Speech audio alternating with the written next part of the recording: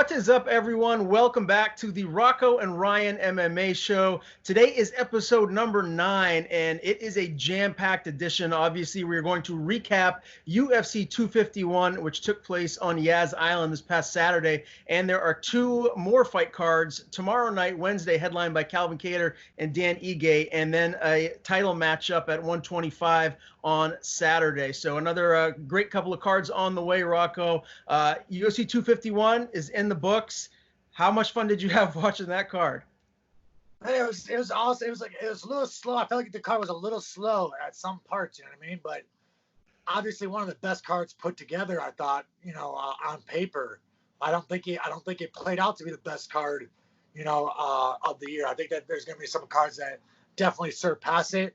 But there's some awesome fights, 3 big title fights, and a solid undercard, man. There's some lot of controversy on this card with the judging and the refereeing. I felt like on both sides there was some controversy. So, but overall, we have 3 champions right now and a lot to talk about. Yeah, no doubt. Let's start right with that main event welterweight title fight, Kamaru Usman and Masvidal, and it really went just the way that I thought it would. I'm not sure. I don't want to speak for you. I don't know if you felt it was going to be as dominant as it was. I really felt like Usman was going to resort to his wrestling and just kind of negate what Masvidal does best, which is keep it on the feet, make it a grimy dogfight. And Usman really did a great job of using his wrestling ability to, just take the fight where he wanted it. I mean, you tip your cap to the guy. If Colby Covington isn't going to beat Usman, I mean, maybe Burns, but outside of those 2, I'm not quite sure that there's anyone right now in that top 5 that is going to be able to compete with what Usman is doing. Yeah, I mean, I think that, like you were saying, I felt like the fight played out kind of how I anticipated, other than I thought that Masvidal exposed Usman's striking a little bit. I was shocked that, I don't know if Usman, the change of opponent, like messed with his head a little bit or whatnot, but it looked like he was shying away from punches a little bit, and I thought he was a little bit more nervous on the feet than I really anticipated, because I think that he is a really good striker, and I think he's usually a very confident striker, you know what I mean? And I felt like for some reason Usman came out so hard that first round. I don't know if that broke Usman's striking confidence or he was just nervous about giving Masvidal any opportunity to strike with them and knock him out. But yeah, I thought that Masvidal would fade. Obviously, take a fight on 6 days notice. You got to clip him right away. And but I was also shocked at how hard Masvidal was going at certain moments, where I felt like he should be conserving the energy more so than turning up the pace, which I thought led to him getting a little bit more tired faster. For anyone out there that may be a little bit newer to the sport, that doesn't know how much weight you guys cut to actually get and fight at the weights that you compete at, Masvidal cut north of 20 pounds in under a week to make 170. Granted, he took the fight on short notice. Tell us, typically, on average, for fighters, how they kind of get to that point where that last week, I mean, if I'm not mistaken, I think most of you guys, that last week, you want to cut 10 pounds, not 20. Yeah, I mean, I would say that. I mean, I would say probably Usman's coming in at, 185 to 187. I bet. I bet you he's wanting to fight week about 16 pounds over, is what I would anticipate. But that's in shape. Your body, you kind of, training is also preparing your body for that weight cut. That comes from being lean, tons of water in the body. Because you're hydrated fully and you've been training hard, and your body's ready to give that water away when you need it to. So to come in out of shape, probably a little bit not as lean as normal, is definitely tough to pull that weight, because you're also running into a little fatigue while you're trying to pull that weight that you're not used to getting that much work in. So he was probably had to work a little bit harder to make that cut, when he's used to it coming off a lot easier, which could have definitely played a part as well. Let me ask you this. Colby Covington technically got finished against Usman in the 5th round. A lot of people felt like, including myself, he was winning that fight right up until he got finished there. Masvidal went the distance. Although he didn't have as much success as Colby did on the feet during the fight, he lasted all 5 rounds. Who had the better performance against Usman? Is it Colby or is it Masvidal? Colby, no question. I don't even think it was close. I honestly don't think that Masvidal didn't do anything where you're like thinking he could win that fight. There was no moments in that fight where you were like, oh, he's going to win this fight, other than that first round. But you could tell that his intensity level was a lot higher. And you knew that Masvidal was just kind of wearing on, waiting for him to, to burn out. And then he just went to work and easily won the fight. I mean, I think that Masvidal Usman could have fought like that for 15 rounds. And Colby fight, he had some hard moments, man. He had some moments where, easily guys would have broken a million times. And I thought he was losing that fight going in the 5th round. And so, no, I think that Colby definitely had a more impressive performance. And, but I mean, I would like to see Masvidal on a full camp. I think that it's tough, though. It's tough to be like, hey, he deserves another title shot right now. He needs to go back and win a couple more fights against some real contenders. I feel like he's skipping lines.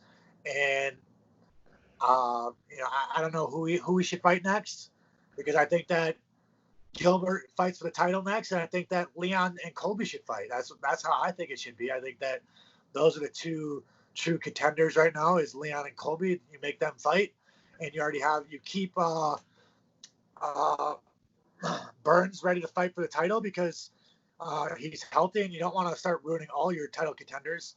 And then you have Leon and Colby fight the winner, and hopefully maybe have Masvidal fight a money fight, and then fight the loser of Usman Burns.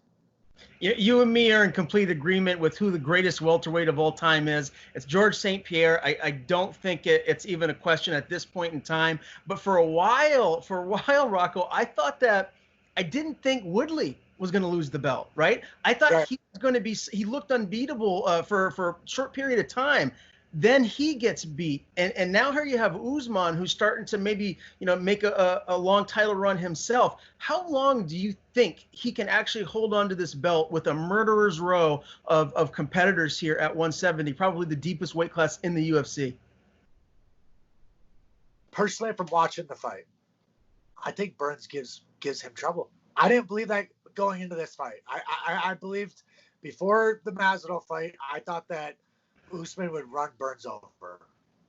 After watching that fight, I think that Burns gives Usman trouble as long as his gas tank holds up. I really do. I think he gives him trouble. And I think that Usman's striking was a little bit exposed, but I think that a counter-striking approach is how you destroy him with numbers. When he throws, you unload on him. And I think that was I was shocked at how he was scared. It seemed like he was nervous to get hit, is what I felt like. I thought he did not want to get hit. And I was shocked because, I feel like that was the first time I've seen that from him. So it'd be interesting. I think that Burns could pull the upset up here. I think that Burns has the skill set, as long as his cardio holds up, to give Usman trouble. Yeah, well, everyone knows, Rocco, this is your weight class. You're right outside the top 15 right now. When you look at these guys that are fighting for belts, that are in the top 5, how far away do you feel like you are from being right there with them? Like, what do you need to do? Obviously you need to string together some wins, but like, how close are you from being right there on par with these guys? Yeah, I think it's just a mental thing. I think that physically and skill-wise, I'm there, man. I think that I can compete with these guys. I think if they showed up to the gym and we did every skill, kickboxing, boxing, grappling, wrestling, that I would be right there with them, if not surpassing them in areas. I think that they have areas that I would struggle, and I think I have areas that I make them struggle. So I think that I'm right there. I know I'm there. I know that I belong there. Obviously, I was down at American Top Team for a while and trained with those guys.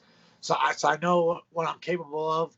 I just gotta, like you said, I gotta put a win streak together, and I just gotta perform on fight night is the main thing. Yeah. Well, all I got to say is Dana White, Sean Shelby, sign this man to a 4 or 5 fight deal, get him back in the UFC, and get Nico Price in there for Rocco Martin's next fight. That's what we want to see. All right, co-main event, Rocco. We were differing on this one, although I hedged my bets initially going into the fight. I felt like it could go either way. Yeah. And really, how it turned out was pretty much how I thought it was going to be. I thought it could very well be a controversial decision win for either guy. And Volkanovski gets the nod. I scored it for Max. I thought he won 3 rounds to 2. Granted, it was a very, very close fight. Looking back on it now, how did you score the fight? Yeah, I scored the first 3 for Max. I did score the first 3 for Max. It was just tough because Volkanovski came on hard towards the end of that 3rd round. You know what I mean? And I really do truly think that overall, I feel like Max is a better fighter. I just think it's a matchup thing. I think it might be just a matchup fight where Volk just has his number in a way, even though, like I said, I thought that Max won the fight. And it's tough because now what do you do at Max, man? Like you can't fight 3 times in a row when you lost 2 in a row. You know what I mean? It's not that controversial. You know, I do think that Max did enough to win that 3rd round, and I felt like everyone else did as well. So it was tough. You know, it's a tough loss, and I feel for him. And hopefully, you know, he just gets right back on the bandwagon. All it takes is Volkanovski to lose his next fight, and Max is right back in the mix. You know what I mean? So, but I do think that he needs Volk to lose to fight for a title again. Yeah, well, the good thing for Max Holloway is he's only 28 years old. Granted, he's been in the UFC, it seems like, for a very long time now, but he's still a young man, and he has plenty of time left to string together some wins and get back for a title shot. And you know things change, you know, day to day with the UFC. So who knows what will happen here as a pigeon just really flew right into my man cave window and broke his neck. I think he's dead. Wow. That is crazy. Okay, so judging, that was a very controversial thing here. A lot of people are all up in arms about it. You know, one of the things that I found interesting, I can't remember who it was. If it was no, it was Max Holloway. He said he landed in Vegas, and he made a tweet saying how upset he was, how there's a lot of media members that were getting threats because they were saying that the fight wasn't you know, a controversy, that Volkanovski won. I mean, these MMA fans need to chill it down a little bit here and stop getting all over everyone if they have a differing of opinion. It was a close fight, but the judging was a little suspect. We've talked about it before. I really feel like, looking more into this, that the one thing that needs to change is the 10-point must system. I feel like that has to be tweaked in some way, shape, or form to be able to allow us to get better scorecards here moving forward, because I think that's the one thing that really is wrong with our MMA you know, point system and how we're deciding these fights. What are you thinking right now? Man, I've been really trying to think about it. I've been trying to figure out how we determine how we really judge this, you know what I mean, and how we fix the judging in MMA. And it's just so hard. It's so hard to really determine. I'm not even sure as fighters anymore if we really know exactly what you have to do to win the fight, you know, win the rounds. And then you have Dana always saying, "Oh, just finish the fight." Listen, you don't think the guy's trying to finish the fight? You don't think some of those combos that Max unloaded in those first 3 rounds wasn't trying to put Volkanovski away? He had Volkanovski hurt a couple times. You don't think he was trying to put him away? No, he's just trying to win on the scorecards. No, believe me, he's trying to put him away. But there's a lot more to fighting than that. You know, you got to worry about your gas tank. You got to worry about running into stuff. There's a lot of things that you can't just go crazy and fight like a bar fight, which the fans love, but you just can't do that, you know. But how to fix it, I still not sure. You know, I've been trying to figure out if we have more judges involved. If I mean, I just think that accountability needs to be maybe a little bit steeper on these judges. And I don't know if you just have a more of a variety of judging. You know, if you have you bring in more judges, maybe you have a couple online judges even where they're just watching the fight through the teleprompter or exactly. I'm not sure exactly what the answer is to it. You know what I mean? Or but again, you had a thing where MMA Decisions, which goes on and looks at all the media members, their decisions on it. It was 80% had it for Holloway. You know, so that's a pretty significant number of experienced guys watching fights that all their job is to just watch fights and they do nothing else other than score these fights and watch them. They might have another job, but I'm saying like mostly they're fully invested, and I would believe that they're trying not to be biased, and that when it says 80% of the judges are saying that Max won the fight, I got to believe that he won the fight. Mm. You know, one of the things that I feel like needs to be done is having more judges cage side, but also maybe having a couple of judges out back watching on the actual monitors on the TVs, like you were saying, you know, because you know, when you're sitting cage side, you're not always going to have the best view as to what's going on. I mean, what the UFC does in the different camera angles, they always have the perfect picture for you at home to see what is happening. So that could be something that could be done. One thing's for certain. What's that? I'm pretty sure they have I know that now the judges have a teleprompter in front of them, so they do have a teleprompter, but still, again, you're trying to watch or you're watching here. It's like, then but obviously there's no crowd noise right now. But I don't know, man. I don't know how they're scoring, because we had the same controversy earlier in the night with Dos Santos versus Muslim. I'm not sure if I'm pronouncing his name right, but I think that's right. And Dos Santos hurt Muslim twice in the first round and the second round. He's doing the stanky leg. All but two judges on MMA decisions gave it to Dos Santos, and the two that gave it to Muslim were 29-28. One of the scorecards that night was a 30-27 for Muslim, and again, it's bad judging, and I feel like they have no repercussions. There's no repercussions for the bad judging, and I feel like that at that point there should be consequences when I feel like you're so off. You're so far off. If you have a 30-27 and you want to say, and every other judge in the whole MMA world is saying 29-28 for the other guy, and you have 30-27 for the other guy, no, something's wrong with the judging now. And that's not right. And there needs to be repercussions. And it's sad to see, mostly when there's so much on the line from the bad judging. You know what I mean? There's contracts. There's a huge win bonus on the line. There's momentum. There's your next fight. It's like, because once you lose, it doesn't matter. The UFC doesn't care. The UFC doesn't care that, hey, Max, we thought you won. Okay, we're gonna make this right. No, there is no making it right. He doesn't walk home with the title. He doesn't get a win bonus. He walks home with nothing other than that. Then you know what I mean? And other than his pride and feeling like he won the fight, but that doesn't do anything for him. You know, so even if they come out and apologize, there's nothing that does for him. Has to be repercussions, and there has to be change in the sport. Yeah.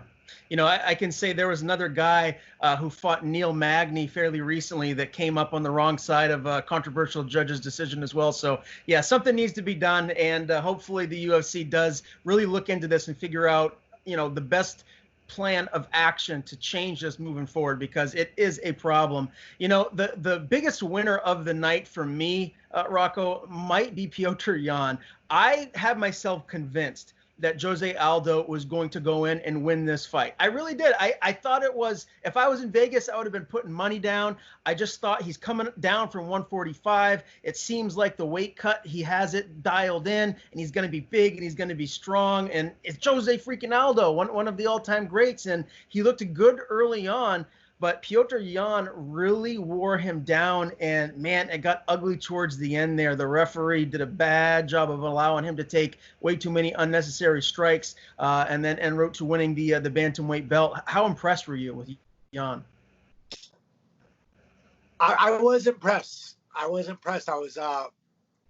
was a weird emotions going through the fight, because I felt like Aldo broke him at one point. I thought that Aldo broke Yan for a little bit there, because I feel like there was like a 3-minute stretch where Yan did not throw one strike, you know, in that fight. And there was a 3-minute stretch where I thought that Aldo, he was done. And I think Aldo felt the same way. And for some reason, Aldo is like, oh, I'm gonna up my pace. I feel like Aldo ups his strike count, starts doubling up to the body, starts doubling up to the body, head, starts throwing all kinds of stuff, throwing kick, strike. And I'm just like, why is Aldo changing the pace of the fight when I felt like he already broke him? And I felt like he punched himself out. And you saw that flip switch the second that Jan noticed that Aldo faded just this much. Only was this little much that he felt that Aldo faded. Gave him the hope and everything that flipped the switch. And he turned it on and did not look back and absolutely ran Aldo over after that. And great fight, man. I mean, Aldo's a scary guy. Big power. Looked way bigger than Jan. Peter's the real deal, man, and he's something special. And really, it sucks that Cejudo walked away, and hopefully Cejudo sees a real threat after maybe Peter wins one more or something like that, and wants to come back and make a run at it. Yeah, Cejudo, he will be back. I bet the house on it. He's coming back. He was talking about fighting for the featherweight belt. Let me stop him right there. If he happens to be watching this, stay at the most 135. Do not go up to 145. Those boys are too big, too strong. That's not going to be a good look for him. But I would like to see him against Jan. I think that would be a really, really interesting stylistic matchup. But yeah, I mean, Jan really, put the world on notice in all the bantamweights. This guy he's here to stay, and he's going to be a force for quite a few years to come. So very impressive performance. My biggest winner of the night, I would have to say. A couple of very close fights here throughout the remainder of this main card here. You had Rose Namajunas and Jessica Andrade, and a lot of people felt like Andrade maybe have won that fight. How did you score that one? No, I gave Rose the first two. I definitely gave Rose the first two. Fight of the night, for sure. Fight of the night to me was that. Just because I'll tell you this, though. I don't think Rose looked the same. I don't think Rose looked as good as she looked that first fight with them. I thought that Rose in the first fight versus Andretti was outclassing her until the moment of the knockout. I really felt that way. And you watch that fight and you're like, geez, there's two more rounds on that. I don't know. I don't think Rose is making it. I don't think Rose is making it out of that fight if there's two more rounds. So I do think that Rose dropped off. I don't know if that time off or if she was not able to train as much or she obviously was going through some other stuff too with the family all having COVID and whatnot. But she still looked good. You know what I mean? She looked good. She's a high level. But before that fight, I was like, man, I think Rose could give Wiley a lot of trouble. But after that fight, I'm not sure if she can give her a lot of trouble anymore. I don't know, because I saw Wiley put on a crazy pace with Joanna for 5 rounds, throwing heat. I don't think that Rose could keep that pace after watching that fight. So maybe something happened in training. I don't know. But Andrade, man, she hits hard. She's not scared to throw, and she keeps coming like a pit bull. But I do think that Rose did enough to win those first two. Yeah, did you see her eye afterwards? Man, that looked nasty. The eye, the nose, it was impressive. Yeah, no doubt. Well, I did think she won the first 2 rounds as well. That third round, clearly not, but very impressive performance by Andrade in a losing effort. She really, really looked like a mainstay in that division. I misspoke just a minute ago when I said 2 close fights, because the first fight on the main card was not close at all. Paige Van Zandt got dominated. She got armbarred in the very first round. Man, Amanda Ribas, that's how you pronounce it, is Ribas. She is legit. I think she could win the title someday. Yeah, no, she looks good, man. She does look good. I don't know if anyone's beaten Valentina. You know what I mean? That's a tough matchup for anyone right now at 125. It sucks. It sucks because I think that Paige wants to be a fighter. I think she does enjoy fighting, or why would she do it? Mostly for what she's getting paid and what she's making on Instagram and all that other stuff. You have to want to fight.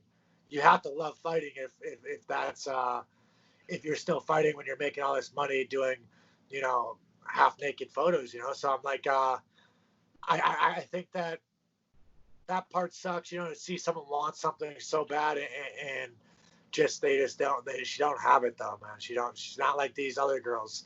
So again, like we talked about it before the fight, it was kind of weird matchmaking because we all expected Ribas to run her over, or Ribas or run her over, but no, she looked great, man. She's a monster. That was a nasty armbar setup. Mm-hmm. What an armbar setup and execution of that. And I thought that Paige was gonna let her arm break. I was like, geez, just tap, it's fine. Yeah. But no, that was a dominant performance. But obviously, when you're a 10-1 favorite, it's kind of expected to put on a show and be dominant. And I'm still not sure exactly what happened to her nose, how it started gushing blood like that. But no, that was dominant performance. Yeah. Bellator is going to come right in, swoop in, and steal Paige VanZant, and they're going to pay her more money than the UFC ever would, and she's going to be happy, and it's going to be better for her because she's going to be facing lesser level competition, and she's going to have a better career, and who knows, maybe she'll evolve and get another crack at the UFC down the line. But I think she's happy for what's going to happen here in the near future. She's going to get paid. Hey, what do Instagram models and all these people that make a lot of money on there make? Do you have any idea?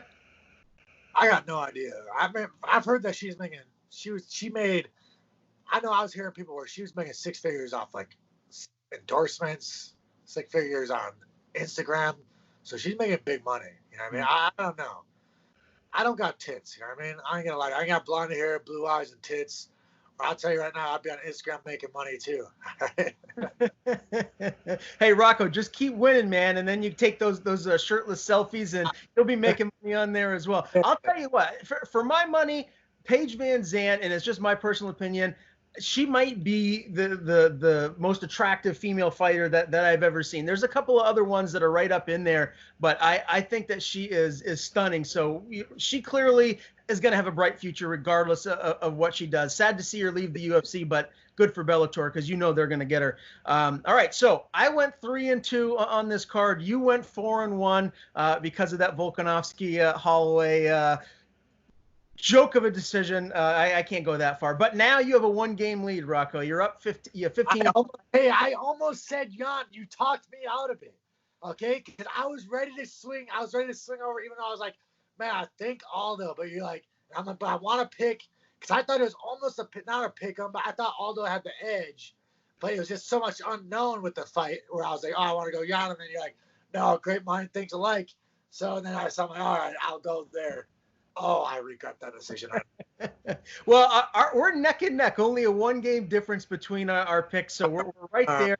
We're right on the right train of thought for the most part. Now we have 2 cards back to back, Wednesday night and then Saturday. Wednesday night, it's headlined by your boy Calvin Keator against Kattar-Ige. Let's jump right into this main card. The first fight on the main card is a welterweight bout. Abdul Razak El Hassan versus Mornier Lazez. I probably butchered that, but El Hassan is 10-1 and Lazez is 9-1. I don't know as much about Lazez. I did a little bit of research, but I'll tell you what, I've been impressed by El Hassan for a while now. He's a dynamic striker. He's got a lot of power, and I think the UFC wants to maybe push this kid and continue to win. I envision El Hassan maybe getting a finish here. I am going to pick him. Who do you like? Yeah, again, I don't know the other guy that well. You know, I saw a couple clips of him in another organization. I think he's got good striking, but I know a buddy that trades with Razak a little bit out in Minnesota. I guess they go somewhere and train a little bit. He says he's just got freaky power, phenomenal judo. I mean, he hasn't fought. He just missed weight. He missed weight this morning. You know, so that's a question mark of what's going on there. Is that dedication? Is that some injury? Is it lack of training? There's question marks there about that. You know, I always wonder. But he's got freaky power, man.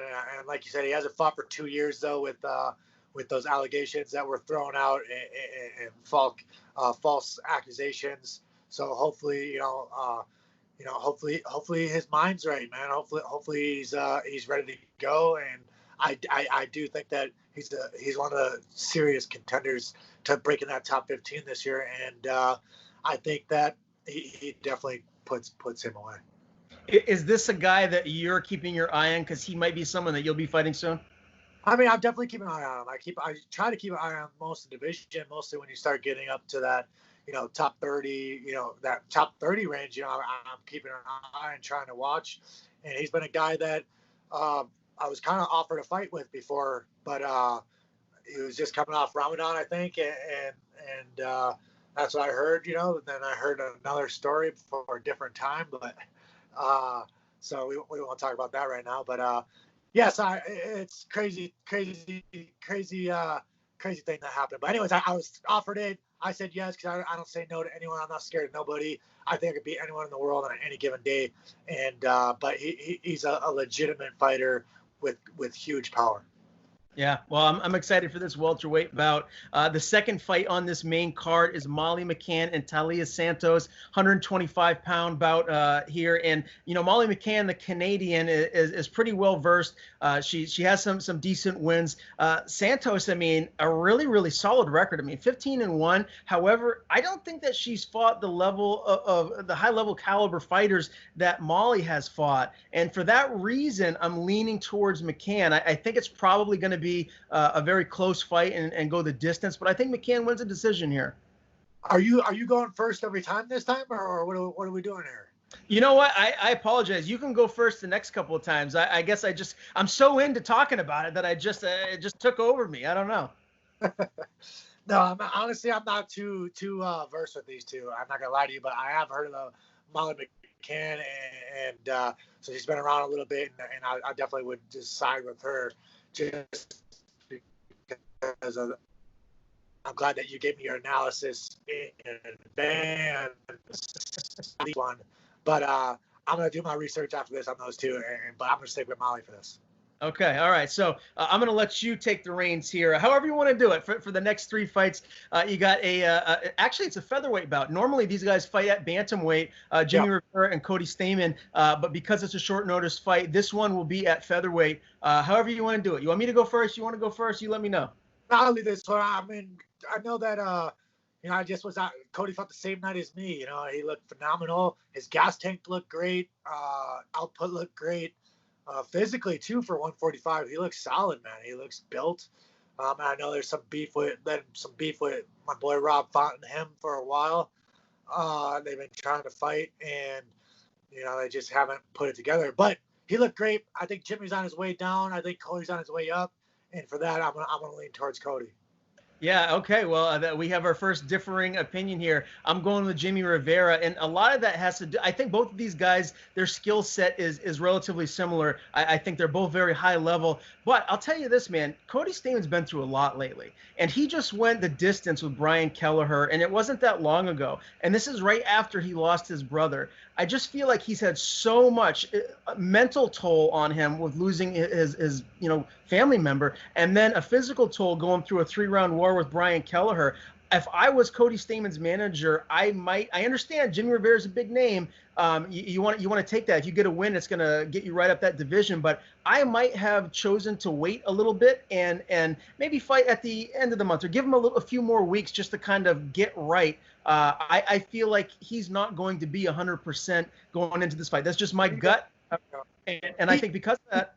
Yeah. Sorry, I was just jumping in real quick. Sorry to interrupt you, but I'm like, he may need that. You know what I mean? Sometimes struggle, you need something like that to like just be like, he may be stronger and better than he's ever been because of it. Just because he's just so not wanting to focus on it and put all his focus in the MMA right now that he's diving in deeper than he's ever been. But that's a good point. Thought. Yeah, that's actually a good point. You just reminded me of something back in my glory days when I went through like a really personal, difficult time, and I had a basketball game the next day, and I dropped 35 points. I was like Splash Curry from the 3-point line. So that could be. And that's the thing. Like I needed that outlet to really, forget about what was going on in my personal life and just focus on that. So that's a good point. That very well could be. I'm still staying with Rivera. I think he's going to get the win here, and he needs a win. He's lost 3 or 4. So interesting co-main event here. Tim Elliott and Ryan Benoit. I got to be honest, Rocco. I think maybe Rivera and Stamann should have been the co-main event. That's just me. But I don't know who you want to go first here. I think we're both in agreement on that main event. But Tim Elliott.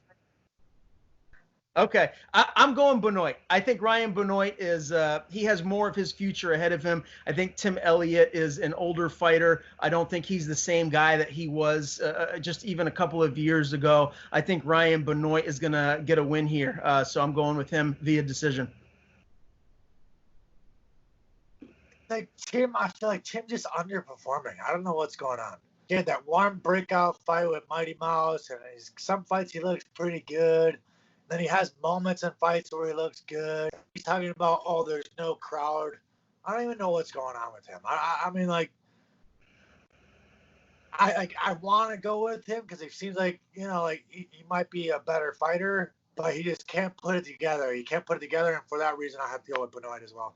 All right. So I think the only question here in this main event fight is what round will Calvin Kattar win? Because we're both clearly going to pick him to win, not just because he's a New Englander. You have a close relationship with him. I'm objective, but I can't help it. I do cheer for the guys here from the Boston area, and I do think he's a better fighter all around than Ige. But I do think Ige is tough, and I think he's going to push Calvin. I just don't think he has enough tools in the shed to actually get the job done. I have Kattar winning via third round finish. What do you have?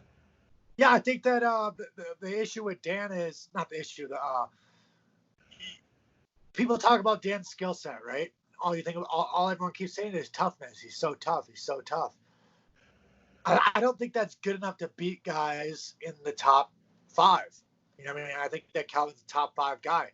I think it's good enough to be top 10, you know, kind of be floating around that range. And you can give those guys in the top 5 tough fights because they'll just keep coming forward, walking through punches, and keep coming after you. But I don't think he's good enough to go and win those fights. You know what I mean? And he's coming off the controversial decision with Barboza. And Calvin's on like another level right now, man. I really think that Kelvin has found his niche, and he's dirty too, man. Kelvin get down and dirty too, and throws heavy power, crisp striking. Looks like he got great cardio, good grappling. So I think that Dan's I don't think this is a good matchup for Dan at all. I think there's a lot better matchups for him, and I think second round KO for Kelvin. But I mean, Dan's smart though, man. That's the only thing with Dan is smart. If he gets hurt, you know, he'll give up.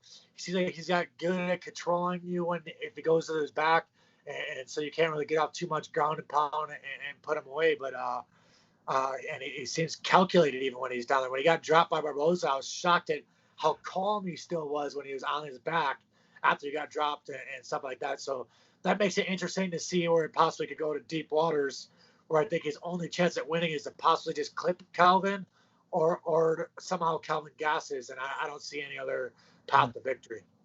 If Kelvin wins and he wins impressively, who do you think should be next for him? What matchup makes sense?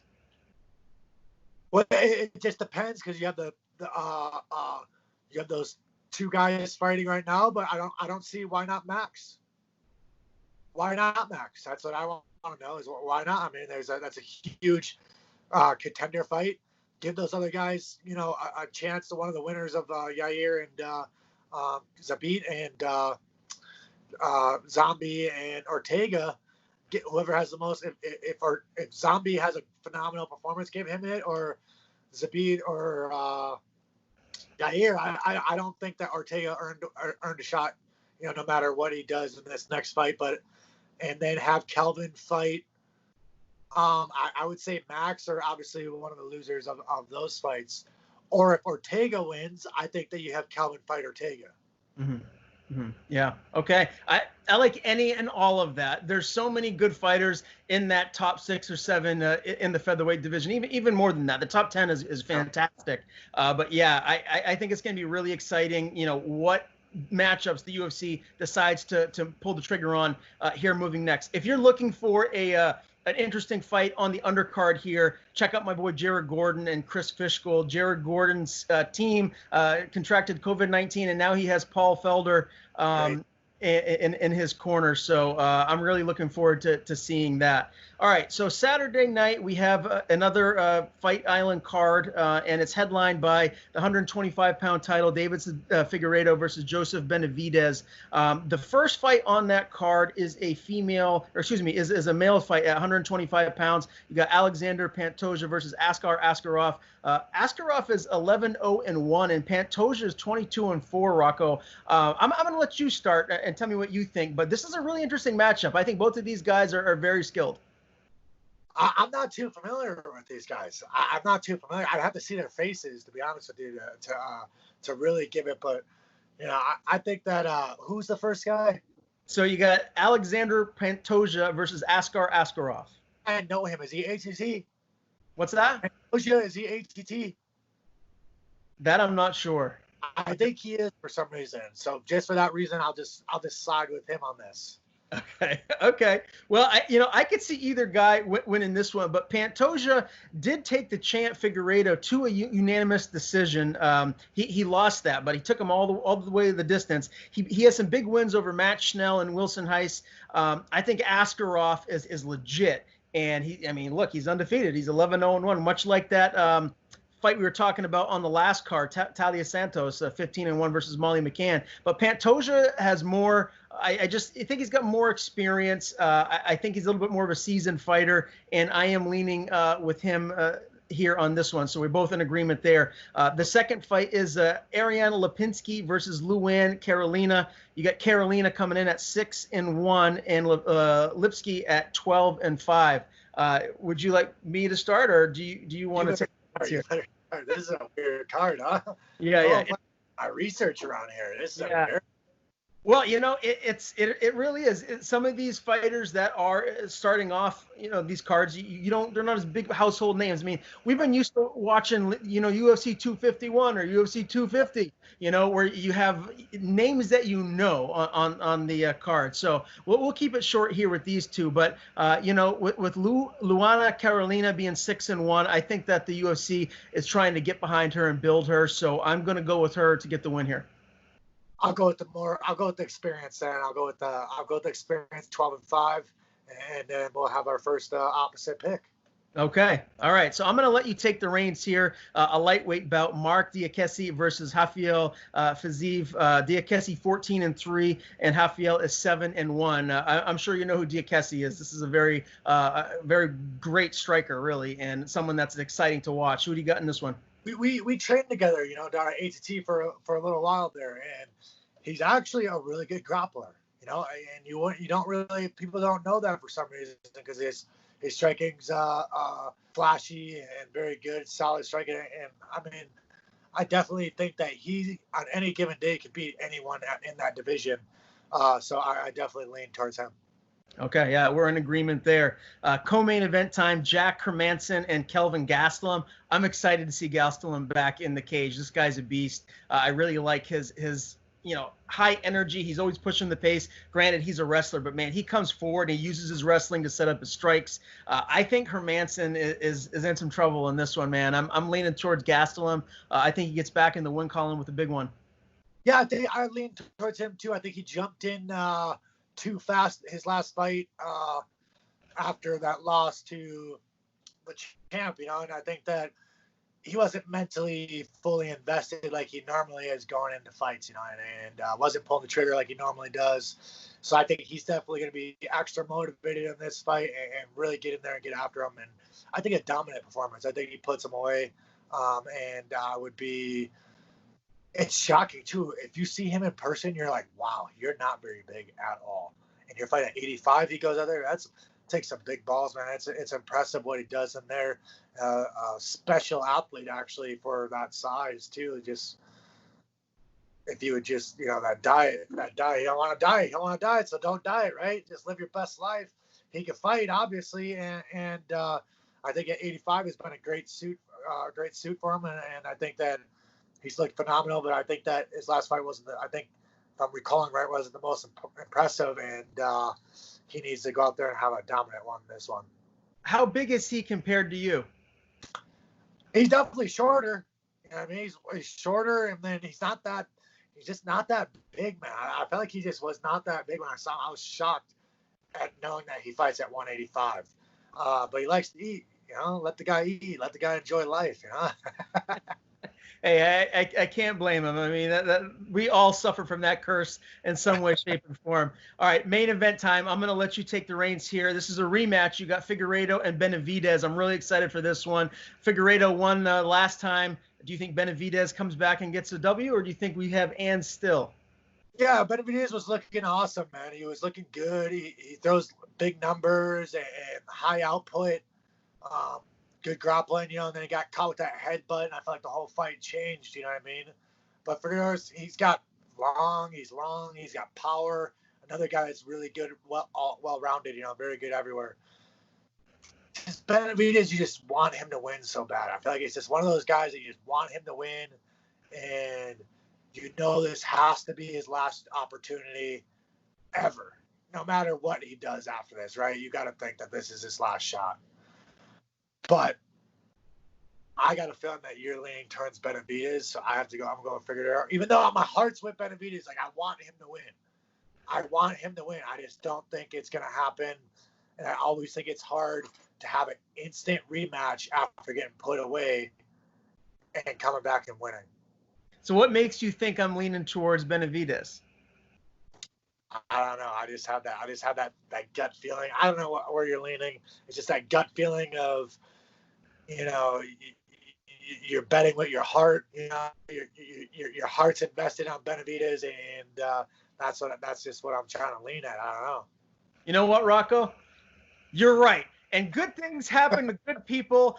Benavidez needs to get this one. That's the only way he's going to win a title. You're right. If he loses this, he's not going to be getting another shot. This is his last chance to win a belt. And he's a good guy. I think he's got a great skill set. And good things happen to good people. Joseph Benavidez for the win. I don't think he's going to put him away, but I think he's going to win a decision. Heck yeah. Well, okay, we have some differing opinions, so that's good. Maybe our records will get shaken up a little bit here, but yeah, all you MMA fans out there, we got some great fights to look forward to. Wednesday night, starting with Calvin Keator, Kattar-Ige headlining that one, and then obviously Saturday, this card we just discussed with Benavidez and Figueiredo. For Rocco Martin, I am Ryan Jarrell. We will see you guys next week for episode 10. Yes, sir. Thank you, guys.